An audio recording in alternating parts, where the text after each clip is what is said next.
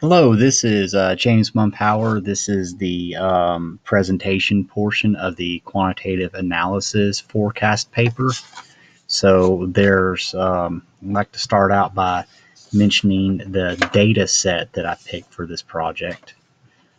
First of all, you probably know because I've written in a lot of papers, I work at a utilities company. And I was trying to do something a little bit different than the normal, hey, this is revenue or this is O&M expenses every month. Is it going up or down? So what I try to focus in on are some work orders that we have. So these are projects where these types of work orders that I'm focusing on are service orders that deal with service wire of a type called 1-aught triplex. That's our standard service wire. And this is the amount of plant that we add every time that we add a new customer.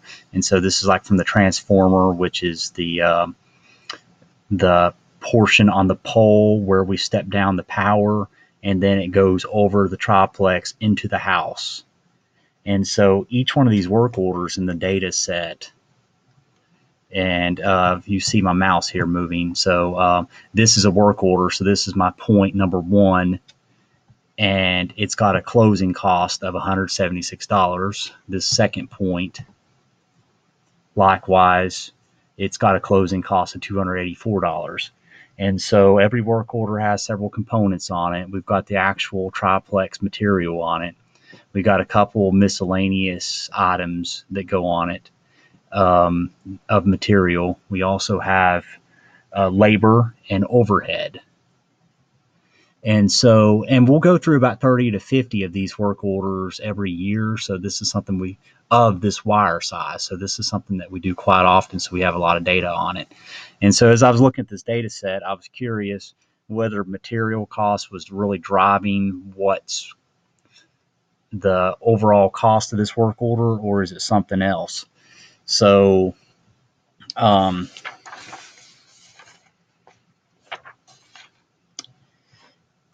first of all, I've ran a histogram on this. So, wanted to see what the normal distribution was of the amount of close costs. So, as we see over here on the histogram, it is skewed quite a bit. We got a whole lot more of these lower cost work orders, and then we got some outliers in the $500 and $600 range, which is on the x-axis. So, and it also looks a little bit on the bimodal portion, but maybe slightly. We see we got a hump in these lower cost work orders, and then we got quite a few in the $300 to $400 range, and then it sort of tapers off. And then we got a couple of like outliers that were $600. So I'd like to talk now about moving averages. So we're going to ask ourselves, what is a really good averaging technique in order to predict a future point? And so I noticed a lot of the examples that we had in class dealt with time, like, this was every day, or this was once a month, or is every year. And you can actually see trends as maybe costs go up or down in time. But these were all done in the same time period. So we're not looking at any kind of real increase in the cost of labor, because the employees do not have raises and, from month to month. And same goes with material. Material cost isn't really going up or down every month. So we're not seeing a lot of trends due to costs on that portion. And so I did the moving average, seven period average. And of course, at my data point number 30, the rolling average is $285 over a 7 period um, sector. So, I'm asking myself, it's probably not really applicable. So, if I were to be looking to say, hey, I'm going to take a stab at what the estimated cost is going to be for a 31st data set point, I don't think that a rolling average would do the best job. So I would think maybe an average could be a better indicator too, because time doesn't really seem to be any sort of factor in it.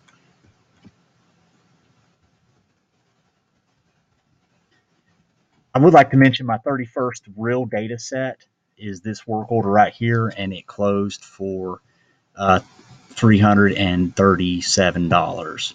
And so that's what we would try to predict. As we can see, we got a delta of about $50 between that and the 7-year average. We got 285 there and 337 there. Exponential smoothing, same story. We did it with an alpha of 0.3 was what was asked for in the test case. So same thing. It's with exponential smoothing, we're looking for a net difference between the error from the prior period and comparing it to the current one, though. And so, of course, in any chart that we run against this, we're going to see basically a line that's going to run between the peaks and the trials of whatever's going to be happening just on a work order to work order basis. And so I've got a chart here. As we can see, the actuals that we have are in blue. So we've got this peak right here. We got $500. We got another peak of $600. We got some low work orders. We got a sub $100 one down here. And we got a forecast that sort of goes in between there. And I also ran another exponential smoothing with a lower alpha, which is going to not count the errors in quite as dramatic a way. So we're going to see a flatter line with the alpha of 0.3. Bear with me, it's here on the right side. And so I've got the same deal right here. So same thing as with the 7-year moving average. I don't really think that it's going to really be a good predictor of any one thing. And curiously, the lower the alpha goes, the closer it is to the actual mean that I got in the descriptive analysis. So which I didn't really go over before. The mean that we had for the average work order was going to be $239.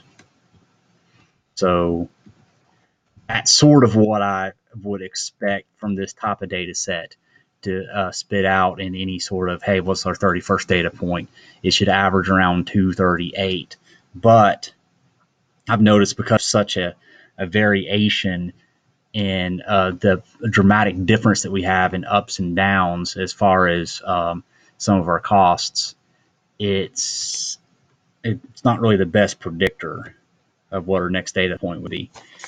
I was really excited once we got to the regression analysis because I can see a lot of potential to use this in things, and Excel is a really powerful tool to do a lot of the calculations for us. So I ran a regression analysis, and I did this slightly different.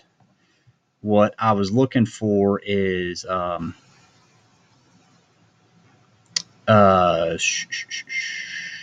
did not do it different. I'm sorry. Still looking at the same kind of data. The significant F is below 0.05, which is showing me that, well, I should have mentioned my variables. The x-axis, I'm letting be close costs, length in feet. And then close cost is going to be my x-axis. And the idea is that initially I'm thinking, the length of the service might drive how much time we spend on a work order and how much material we have. And so as I run this regression analysis, I'm hoping to find a regression equation that or linear equation that helps me calculate. So it could be very useful if this winds up being something that could be somewhat accurate. Hey, we can plug in the amount of feet in a formula, and then it'll spit out a closing cost estimate for us. And so calculation we've done down here, bear with me as I go down. So we find that we got an intercept at $52.7, and we've got a multiplier of 2.4. So our equation winds up being y equals 2.42x plus $53, which is right here. And so I'm plugging various, this is a calculation I have here. So I can plug in 90 feet. It's going to give me $271. I can plug in 100 feet, $295. So it could be pretty useful. But I did take a look at some of my charts here, and I'm noticing because of all these, even though the average, let me take a look at the actual plot. So this chart right here has the different real data points, and here's the regression analysis equation in this orange line that goes through. And as we can see, we got very few items that really line up directly with the line, and we've got about the same number of points above the line as we have below the line. So we're seeing a lot of variability. So when I plug in, here's the 31st real data point. When I plug in 66 feet into the equation, it doesn't really give me any kind of accurate output. And it looks to me like this is another one of those work orders that would have had a point that was above this line and fairly dramatically. But, you know, the next one statistically would be down here.